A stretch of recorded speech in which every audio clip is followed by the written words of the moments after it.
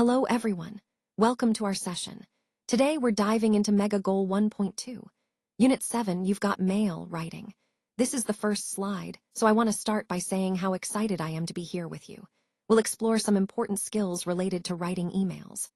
Over the next few minutes, we'll cover what makes a good email, how to organize your ideas, and some helpful tips to improve your writing. So let's get started and have a great session together. All right, let's take a look at slide 2. As you can see, the main goal here is to complete the chart using your notes.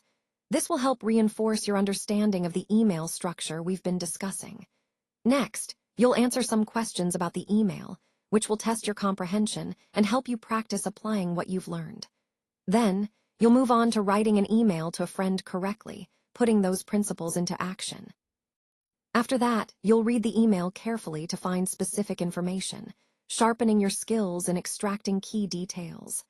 Finally, you'll analyze the email format and its details, so you understand not just what to write but how to structure it properly. Remember, these activities are all interconnected and designed to help you master email communication effectively. All right, now let's work together in groups to fill in this chart. We'll be using the information from the emails on pages 106 and 107. As you do this, focus on capturing the key notes about Jonathan Maynard, who is our import manager. Think about his role, responsibilities, and any specific details mentioned in the emails that are relevant. The goal here is to connect these notes back to the overall theme of understanding how different roles impact our import process. So, take your time, discuss with your group, and let's ensure we fill in the chart accurately and thoroughly. Let's take a closer look at slide 4.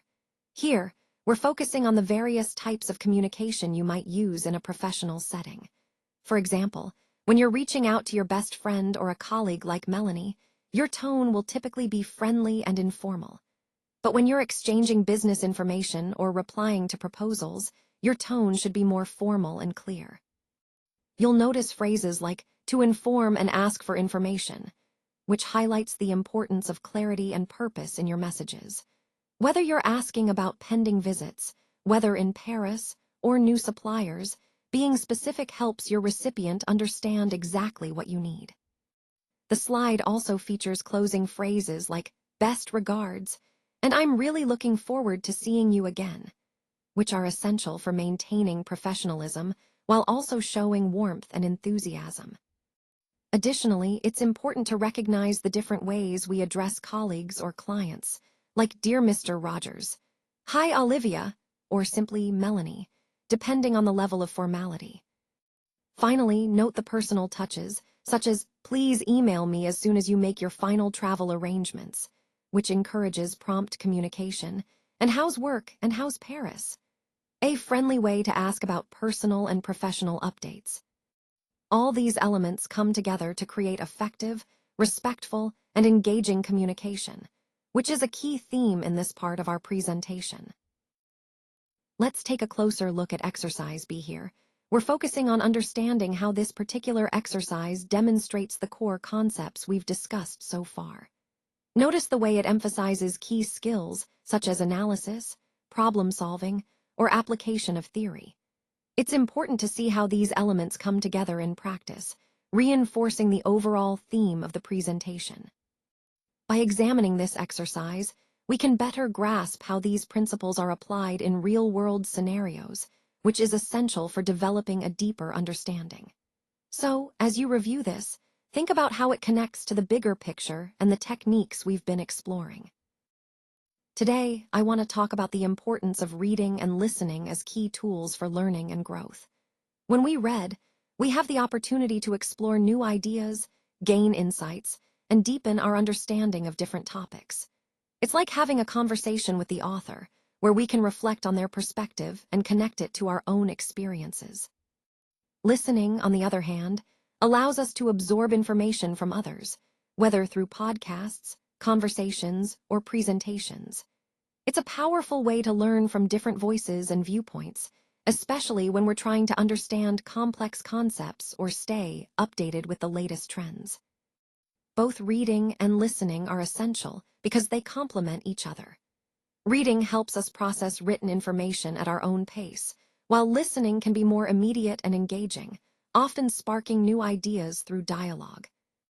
In the context of our overall theme, continuous learning and adaptability, these skills enable us to stay curious, informed, and open to new perspectives. So, I encourage you to make reading and listening a regular part of your routine, as they are fundamental tools for personal and professional development. Hi, Brun, how are you doing? Did you have a good summer? I wanted to share a bit about what my summer has been like. You know, the one I spent in the USA. It's been quite an experience. My dad promised I could drive the Jeep in the desert, which was really exciting. But honestly, I haven't felt very happy lately. I've been waking up early every day, spending the whole day at school, and then doing homework. It's a lot, but I guess it's all part of the summer routine. I hope your summer was better and more relaxing. Give my best to your family. Signed, Uddle.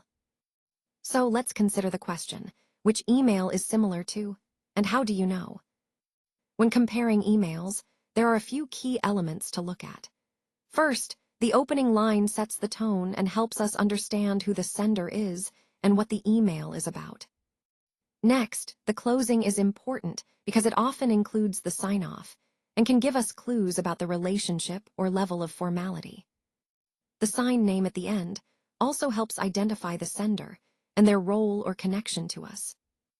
And finally, the greeting at the beginning helps establish the tone and context right away. By analyzing these parts, opening line, closing, signed name, and greeting, we can determine which email is most similar to another. Understanding these elements is crucial because it helps us recognize patterns, formalities, and the overall style of communication. This ties back into our overall theme of effective email communication. Being able to quickly identify and understand different email styles helps us respond appropriately and professionally. So, when you're asked which email is similar, think about these components and what they reveal about the sender's intent and tone. All right, now let's talk about how to write an email to a friend.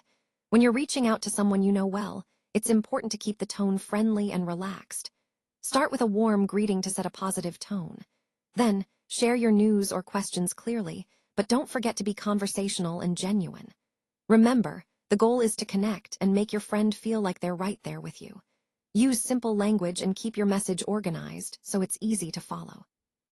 And of course, always end with a friendly closing, maybe asking a question or expressing your hope to hear back soon. This approach not only makes your email effective, but also reinforces the overall theme of good communication, whether formal or informal. Let's take a closer look at this slide, which features an electronic invitation card. As you can see, it begins with a warm message, looking forward to seeing you, followed by a friendly closing, regards. This illustrates how digital invitations can be both personal and efficient. Next, there's a reminder message about my brother's wedding party scheduled for next week. It's a great example of how we can use electronic cards to inform and invite friends or family easily. Then you see a casual question, "How are you doing?"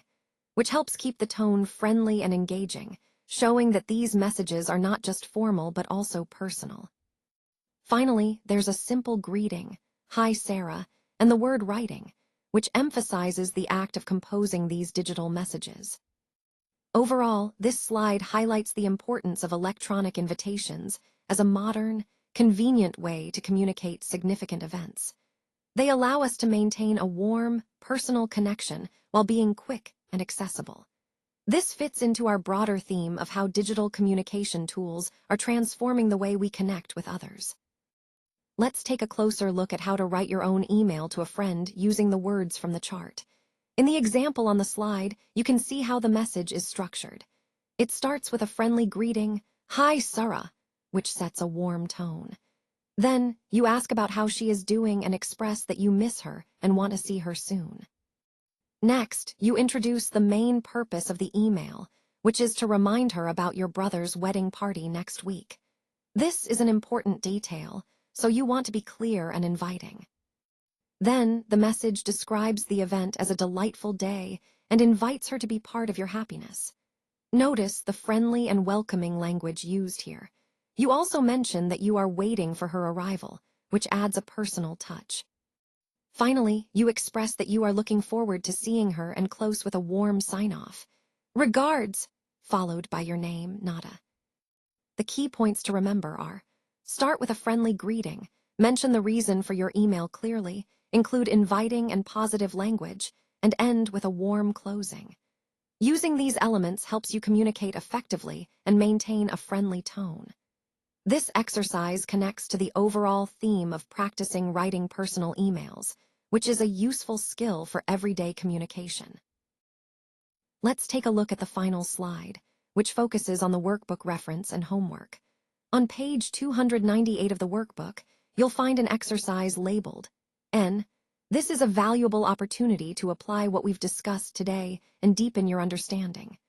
The key point here is that practice through exercises helps solidify your learning and makes the concepts more tangible. I encourage you to complete this exercise thoroughly, as it connects the theoretical parts of our presentation to real-world application. Remember, the overall theme of this session has been about understanding and applying these concepts effectively. Doing this homework will reinforce that connection and prepare you for future challenges. So, make sure to review the exercise carefully and think about how it relates to what we've covered. That way, you'll get the most out of this learning experience.